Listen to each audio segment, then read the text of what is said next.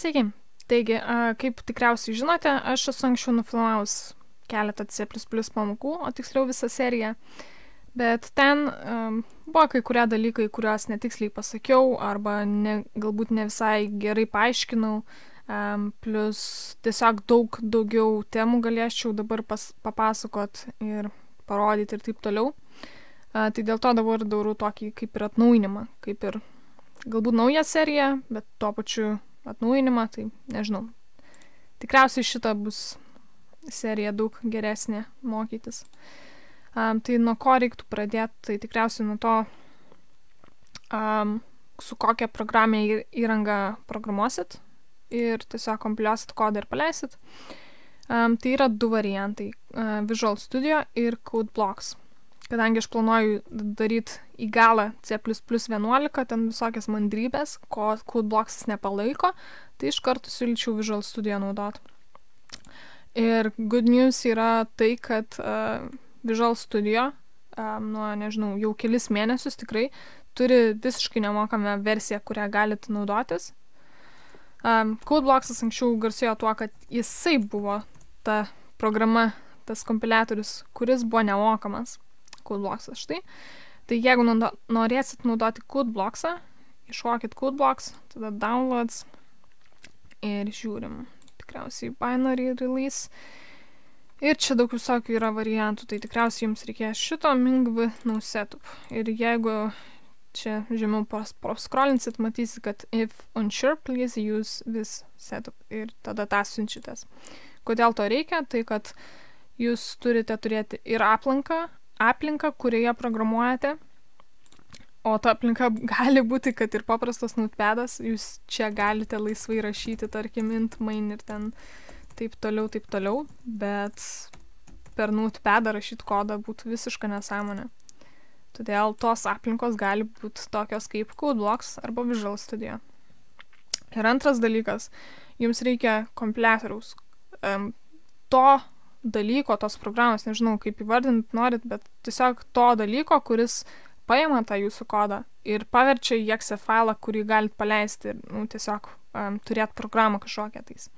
Kad tiesiog paimtų kodą, jį paverstų į programą ir paleistų tai. Notepadas to padaryti negali, tai šitas variantas laisvai atkrenta. Ir CodeBlocks turi tą kompiliatorių, bet galima tiesiog CodeBlocks kaip paprastą programą parsisiųsti ir nenaudoti jo GNU kompiliatoriaus. Taip jis jį vadinasi berods. Taigi, jeigu norit, galit siųstis tiesiog CodeBlocks, bet jisai neturės to kompiliatoriaus, jis negalės paleisti programos, tai nespauskite tiesiog setup. Tiesiog siųskitės, kad iš karto būtų su kompiliatoriumi ir čia aišku viskas parašyta, kad tas ir tas inkludino tą kompiliatorių, todėl tą galite siųstis. Ir čia paskui, jeigu nieko nesupratot, kas čia parašyta, tai čia tiesiog if unsure, please use this. Tai siųskite šitą, jeigu naudosit CodeBlocks-ą. O dabar jeigu perinam prie Visual Studio, tai einam čia ir tiesiog bandom irgi susirasti, kur tai yra. Jeigu tik užkraus pagaliau. Come on.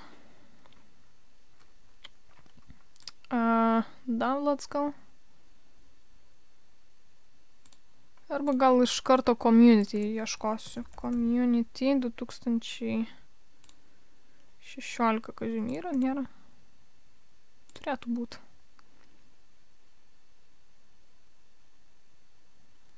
Ok, bandom pirmą gal. Yra Visual Studio kelios versijos, yra ten turbūt, anksčiau bent jau būdavo Pro, dabar tikriausiai Ultimate arba Enterprise, kažkas iš tų, ir yra Community versija, kuri yra visiškai nemokama ir ją galite laisvai gauti. Štai čia.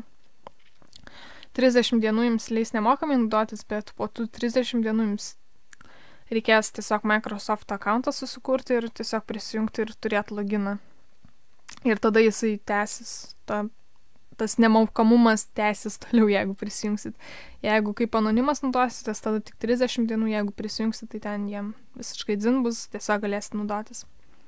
Ir čia kažkur buvo parašyta, for what reasons galite naudoti, tai educational, jeigu mokotės, tikrai laisvai galite naudoti. Ir čia ką galėsit su Xamarinu, jie turi inkludintą Xamarin su kuria galėsit Android'ui programas rašyti, arba iOS, arba Windows Phone. Toliau yra visokie toolsai, kurie jums padės. Debuginimas 100 kartų geresnis negu CodeBlocks'e.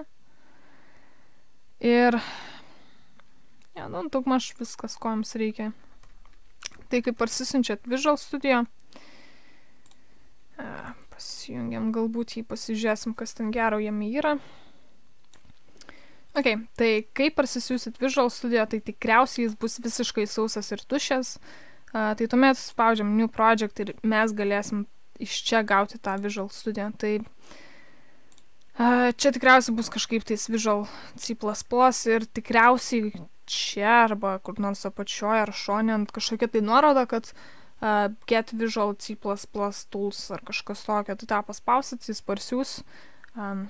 Pati instaliacija pačio Visual Studio ilgai užtruks, tada visi šitie įrankiai C++ irgi ilgai užtruks, kad tai įrašytų, jums parsiųstų ir taip toliau.